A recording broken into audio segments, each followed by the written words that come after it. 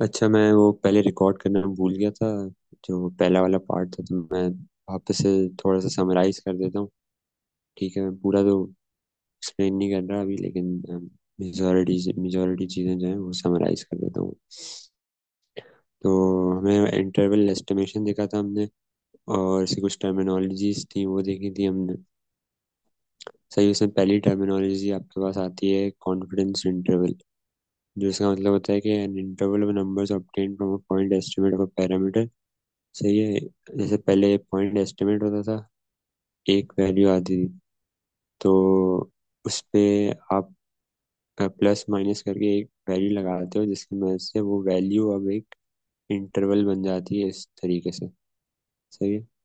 कि जो म्यू की वैल्यू है 123 से लेकर 200 लाई कर सकती है, और जो भी आपको सवाल में दिया होगा ना, तो उसको आप कॉन्फिडेंस इंटरवल कहते हैं, नाम में भी इंटरवल लिखा हुआ है। सही है। इसके अलावा एक टर्मिनोलॉजी होती है confidence level. The confidence we have that the parameter will lie in the confidence interval. सही है। जैसे सवाल में दिया होता है कि 95% कॉन्फिडेंस लेवल है, 90% कॉन्फिडेंस लेवल है, तो ये बेसिकली वही चीज़ होती है। और ये आपकी यूजली, तब आप इसको इंटरप्रेट करते हो सवाल को, जो भी लिखा होता है उसमें यूज़ हो रहा होता है कि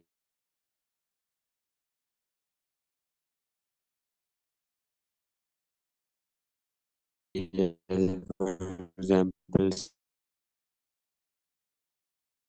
सवाल में पूछा था 95% लेवल निकाल आते हैं कि 90 है।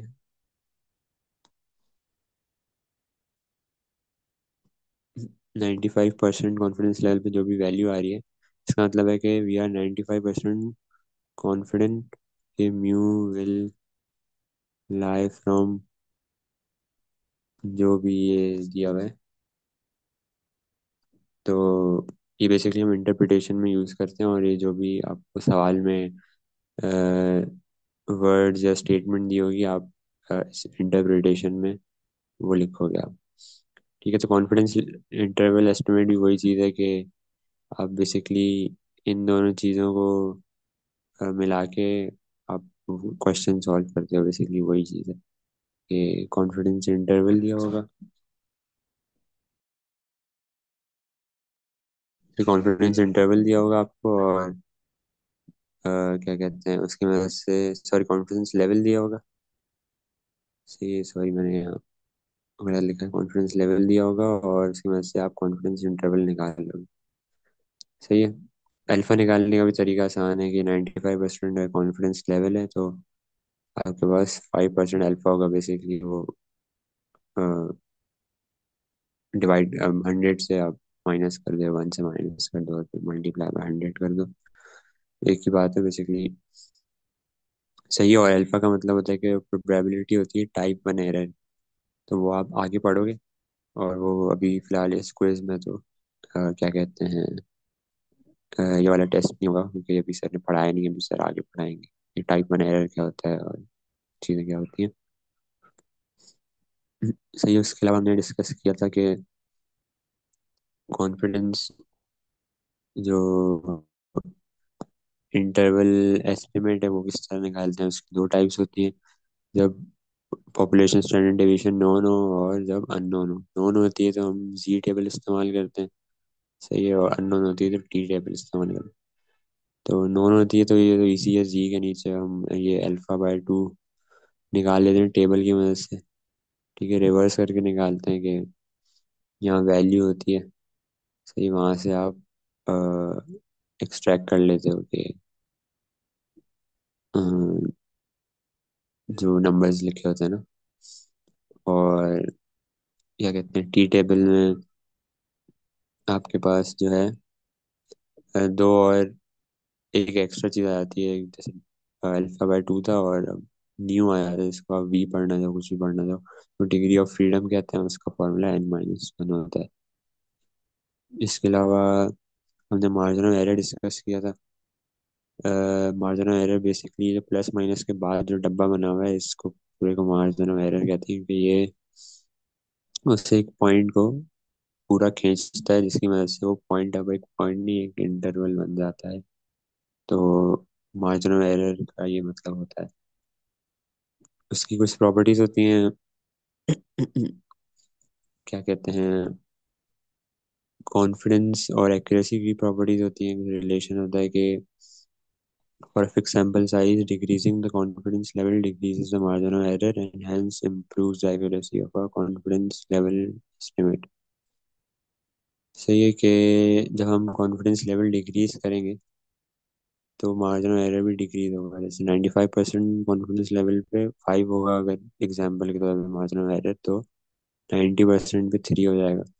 इसका मतलब ये होता है कि अगर हम चाह रहे हैं कि हम 95% कॉन्फिडेंट हों कि जो हमारा म्यू है, हमारा म्यू उस इंटरवल में लाए करे, और हम 95% कॉन्फिडेंट हो, तो हम चाहेंगे जो हमारा इंटरवल है वो बड़ा हो, तभी वो ज़्यादा चांस होगा 95% से। तो इंटरवल बड़ा करने के लिए हमें क्या करना पड़ेगा, हमने जो डब्बे में मार्जिन ऑफ एरर देखा है इसको हमें इसकी वैल्यू बड़ी रखनी पड़ेगी ताकि इंटरवल बड़ा हो।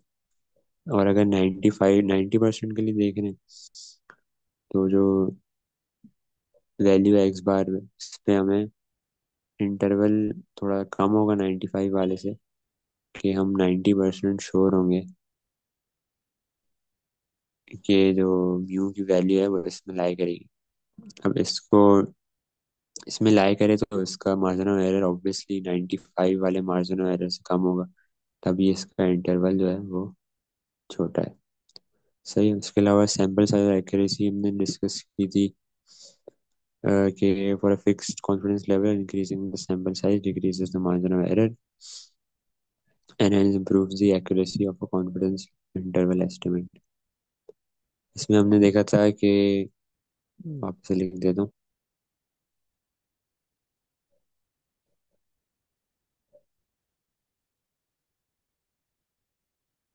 जैसे मार्जिन एरर का फॉर्मूला ये है, प्लस माइनस के बाद लिखा होता है ना कि Z alpha upon 2 S D upon under root N. तो यहाँ देख सकते हैं कि मार्जिन ऑफ एरर का रिलेशन सैंपल साइज से इस तरह का है, इनवर्स रिलेशन है, कि अगर हम सैंपल साइज बढ़ाएंगे तो मार्जिन ऑफ एरर जो है वो कम होगा, और सैंपल साइज को कम करेंगे तो मार्जिन ऑफ एरर जो है वो बढ़ जाएगा। सही है। तो हमने ये देखा था। इसके अलावा हाँ, एक और चीज़ देखी थी, वेरिएशन और एक्यूरेसी डिस्कस किया था कि वेरिएशन एंड एक्यूरेसी का क्या ताल्लुक है। तो वेरिएशन मतलब होता है कि ये वही इंटरवल अगर बड़ा है तो मतलब वेरिएशन ज़्यादा है। सही है, वेरिएशन ज़्यादा है, और इसमें चांस है कि हमारा जो म्यू का आंसर है वो यहाँ कोने पे लाया कर सकता है, यहाँ कोने पे लाया कर सकता है। तो इसका मतलब है कि एक्यूरेसी कम है कि वो बिल्कुल कॉर्नर्स पे लाया कर सकता है। तो वेरिएशन ज़्यादा होगी तो हम रिड्यूस कर देंगे कि एक्यूरेसी कम है। और अगर हम देखना चाह रहे हैं कि कोई छोटा इंटरवल है तो उसकी वेरिएशन कम है, उसकी वेरिएशन कम है, तो इसका मतलब है मैक्सिमम पे ये मैक्सिमम जो है म्यू की वैल्यू यहाँ लाया कर सकती है, यहाँ लाया कर सकती है। सही है। तो इसकी एक्यूरेसी जो है वो बेहतर होगी और ज़्यादा होगी कंपैरेटिवली इस वाले से। अगर ये 95% के लिए 90% के लिए, तो इसकी एक्यूरेसी ज़्यादा होगी, 90 वाली की ज़्यादा होगी। तो यूजुअली इसका मतलब है कि म्यू की वैल्यू करीब है जो असल वैल्यू के, तो इसकी एक्यूरेसी हम ज़्यादा रखेंगे अगर वेरिएशन कम है। तो हमने ये चीज़ें मेनली डिस्कस की थी। इसके अलावा ये कुछ सवाल देखे थे हमने, ये आप अपने एंड पे भी सॉल्व कर लीजिएगा। ये सवाल 77 वाला देखा था पूरा, वापस तो अभी मैं डिस्कस नहीं कर रहा हूँ। सही है, ये आप चाहें तो प्रैक्टिस कर लीजिएगा। ये वाला सवाल देखा था हमने, ये वाला देखा था, और लास्ट में हमने ये देखा था।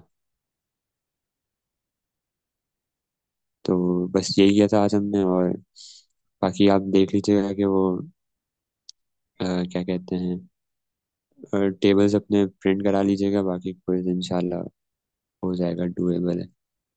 तो यही है, बस यही देखा था। और किसी को कोई क्वेरीज वगैरह हो तो मुझे मैसेज में पूछ लीजिएगा।